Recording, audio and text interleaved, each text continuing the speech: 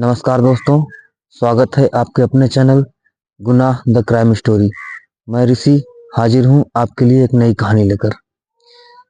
आज की कहानी, आज हमारा समाज कहाँ जा रहा है।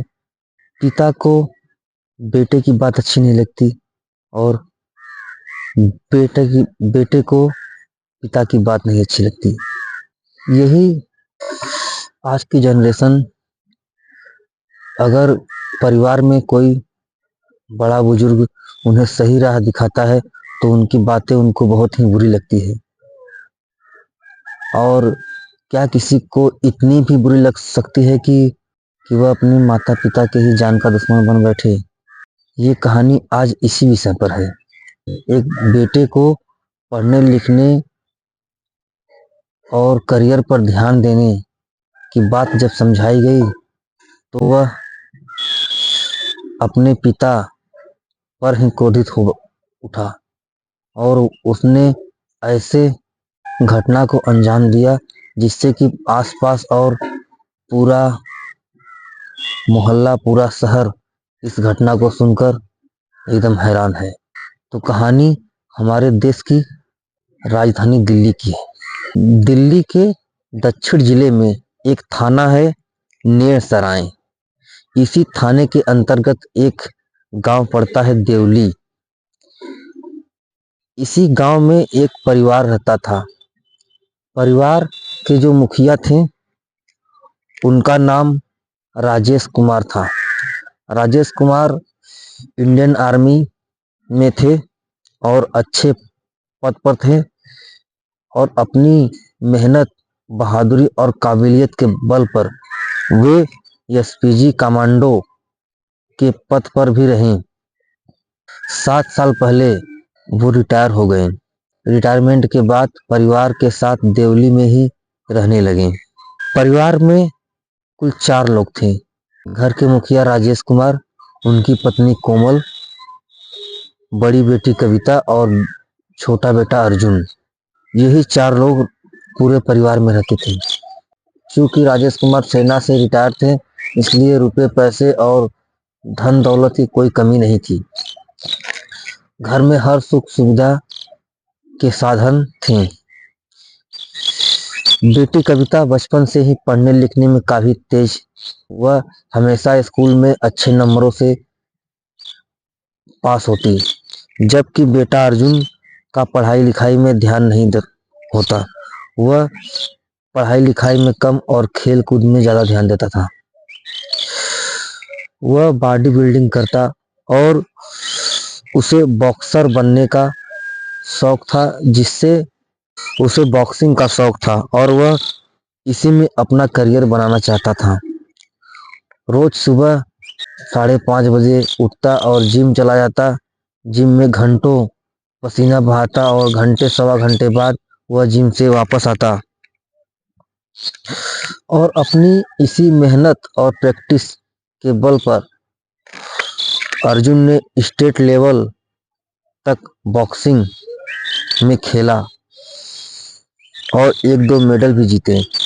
पिता राजेश कुमार भी चाहते थे कि बेटी कविता की तरह अर्जुन भी पढ़ाई पर ध्यान दे और अपने जिंदगी में कोई मुकाम हासिल करे, जिससे पिता अर्जुन को काफी समझाते और कहते कि अपनी बहन को देखो, वह पढ़ने लिखने में कितनी अच्छी है, हमेशा अच्छे नंबरों लाती है, जबकि तुम पढ़ाई में ध्यान नहीं देते। कभी कभी पढ़ाई पर ध्यान न देने के कारण अर्जुन की पिटाई भी कर देते। चूंकि बहन कविता पढ़ाई लिखाई में अच्छी थी तो उसे कभी भी राजेश कुमार की डांट फटकार सुनने का मौका नहीं मिलता और उल्टे राजेश कुमार उसे और प्यार दुलार करते थे। धीरे धीरे अर्जुन को लगने लगा कि पिता राजेश कुमार मेरी बहन से ज्यादा प्यार करते हैं और मुझे सिर्फ मारते पीटते और डांटते हैं। धीरे धीरे समय गुजरता गया और 4 दिसंबर 2024 की सुबह आ गई। 4 दिसंबर 2024 को अर्जुन रोज की तरह उठता है और अपना जिम बैग लेकर जिम के लिए घर से निकल जाता है। घर के बाकी लोग घर के अंदर सो रहे होते हैं। अर्जुन के जाने के सवा घंटा बाद वह वापस घर आता है।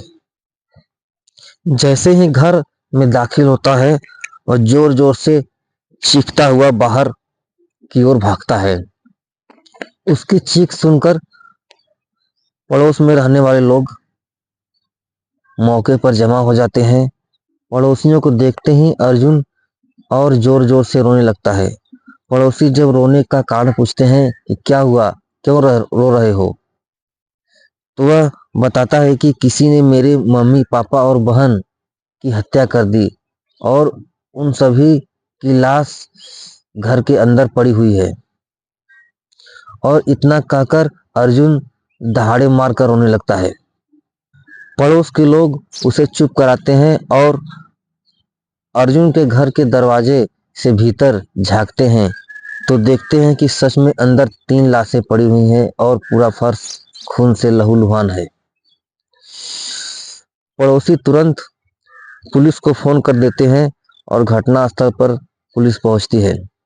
पहली नजर में पुलिस को भी यही लगता है कि घटना चोरी और लूटपाट की है। अगर अर्जुन घर से जिम के लिए नहीं जाता तो शायद वह भी इन्हीं परिवार के लोगों के साथ मारा जाता। पर जल्द ही पुलिस की ये थ्योरी भी गलत साबित होती है, क्योंकि पुलिस देखती है कि घर के अंदर से कोई भी कीमती चीज गायब नहीं है। घर के सभी कीमती चीज अपनी जगह सुरक्षित है और घर में किसी तरह के फोर्सफुल एंट्री का भी निशान नहीं है। इससे ये साफ हो गया कि घर में कोई लूटपाट की घटना नहीं हुई है। पुलिस अपनी जांच में जुटी रहती है पर उसे कोई खास कामयाबी नहीं मिल पाती। पुलिस अब अपनी तफ्तीश को आगे बढ़ाने के लिए सीसीटीवी फुटेज का सहारा लेती है। पुलिस राजेश कुमार के घर के आसपास नजर डालती है और आसपास लगे कई सीसीटीवी कैमरों की फुटेज को खंगालती है। पुलिस देखती है कि राजेश कुमार के घर के सामने ही एक कैमरा लगा हुआ है जो राजेश कुमार के पूरे घर की रेंज को कवर कर रहा है। पुलिस अब उसी कैमरे की फुटेज को देखती है तो पता चलता है कि 3 दिसंबर की रात से लेकर 4 दिसंबर की सुबह तक उस घर में ना कोई अंदर गया और ना ही कोई घर से बाहर निकला। सिर्फ घर के अंदर परिवार के वही 4 लोग थे जो 3 दिसंबर की रात को साथ सोए थे। सिर्फ अर्जुन ही 4 दिसंबर की सुबह 5 बजे घर से निकलता सीसीटीवी फुटेज में दिखता है। इस पूरे फुटेज को देखकर पुलिस को यह अंदाजा हो जाता है कि कोई बाहरी व्यक्ति घर के अंदर नहीं गया। सिर्फ अर्जुन ही वो आखिरी जिंदा इंसान है जो उस घर से बाहर निकला। पुलिस को अब अर्जुन पर शक होने लगता है। पुलिस अब पड़ोसियों से अर्जुन के बारे में पूछताछ करती है कि अर्जुन का स्वभाव कैसा है और माँ बाप के साथ उसके रिश्ते कैसे थे। तो पड़ोस के लोग बताते हैं कि अर्जुन स्वभाव से तो बहुत ही अच्छा है, पर पढ़ाई लिखाई को लेकर उसके पिता राजेश कुमार अर्जुन को अक्सर डांटते थे और कभी कभी पिटाई भी कर देते थे, जिससे कि अर्जुन अपने पिता से काफी नाराज रहता था। पुलिस का शक अब अर्जुन पर और गहरा हो गया और पुलिस अब अर्जुन को हिरासत में लेती है और पूछताछ शुरू करती है। पुलिस के आगे अर्जुन ज्यादा देर टिक नहीं पाता और जल्द ही टूट जाता है। ऐसी कहानी सुनाता है जिससे हर कोई हैरान हो जाएगा। माँ बाप को अपने बच्चों को डांटने और फटकारने का भी हक नहीं, खास तौर से उनके पढ़ाई लिखाई को लेकर। तो अर्जुन कहता है कि बचपन से ही पिता राजेश कुमार मेरी बहन से ज़्यादा प्यार करते थे और मुझे मारते पीटते थे। धीरे धीरे अर्जुन अपनी बहन और पिता से नफरत करने लगा। इसी नफरत के बीच अर्जुन बड़ा होता गया। फिर कभी भी पिता उसे पढ़ाई लिखाई को लेकर डांट देते और मार देते, जिससे वह पिता से हमेशा नाराज रहने लगा। इसी बीच समय गुजरता गया और तारीख आई 2 दिसंबर 2024। 2 दिसंबर 2024 को बहन कविता का 23वां बर्थडे था। बर्थडे में परिवार के कई रिश्तेदार और पड़ोसी भी शामिल थे। बर्थडे का कार्यक्रम चल ही रहा था, सभी लोग कविता को विश कर रहे थे और बधाइयां दे रहे थे। बर्थडे का कार्यक्रम चल ही रहा था कि इसी बीच पिता राजेश कुमार ने किसी बात को लेकर अर्जुन को डांट दिया और एक थप्पड़ भी मार दिया। सभी मेहमानों के बीच पिता के थप्पड़ मारने की बात उसे इतनी बुरी लगी कि उसने उसी दिन सोचा कि मैं अपने पिता को मार दूंगा। फिर उसने सोचा कि अगर मैं केवल पिता को मारूंगा तो माँ और बहन दोनों गवाही दे देंगे, जिससे मैं पकड़ा जाऊंगा। इसलिए उसने सभी को मारने का निर्णय किया। चूंकि 4 दिसंबर को उसके माँ बाप की शादी की सालगिरह थी, इसलिए उसने उसी दिन सभी को मारने का निर्णय किया। चूंकि पिता राजेश कुमार एक रिटायर आर्मी मैन थे, तो उनके पास एक सेना की दी हुई सर्विस नाइफ थी। सर्विस नाइफ यानी कि एक तेजधार चाकू था। ये बात अर्जुन को भी पता थी, इसलिए उसने 3 दिसंबर की सुबह को पिता की सर्विस नाइफ को चुपके से अपने पास रख लिया और सभी के साथ सोने का नाटक करने लगा। 3 दिसंबर की रात जब सभी सो गए, अर्जुन प्लानिंग कर रहा था। उसने सोने से पहले ही पिता की वह सर्विस नाइफ अपने पास रख ली। पहले उसने ग्राउंड फ्लोर पर सो रही अपनी बहन के पास पहुंचा और उसी सर्विस नाइफ से उसके गर्दन पर वार कर दिया, जिससे उसका गला कट गया और बिना किसी शोर शराबे के उसके प्राण निकल गए। बहन को मारने के बाद अर्जुन फर्स्ट फ्लोर पर सो रहे माता पिता के कमरे में पहुंचा तो देखा कि पिता राजेश कुमार बिस्तर पर अकेले सो रहे हैं, माँ नहीं है। गौर से देखा तो पता चला कि माँ बाथरूम में गई हुई है। इसी मौके का फायदा उठाकर अर्जुन ने बेड पर सो रहे पिता के गले पर भी उसी सर्विस नाइफ से वार कर दिया। मौके पर उनकी भी मौत हो गई।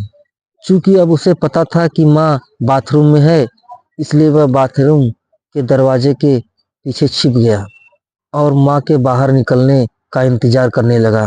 जैसे ही बाथरूम का दरवाजा खुला, उसने उसी चाकू से माँ के गर्दन पर भी वार कर दिए और उनकी भी हत्या कर दी। हत्या करने के बाद वह तीनों लाश को हत्या करने के बाद वह माता पिता की लाश को फर्स्ट फ्लोर से ग्राउंड फ्लोर पर ले आया।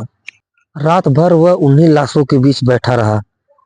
जैसे ही सुबह के 5:30 बजे उसने अपने जिम बैग में अपना खून से सना हुआ कपड़ा रखा और घर से निकल गया।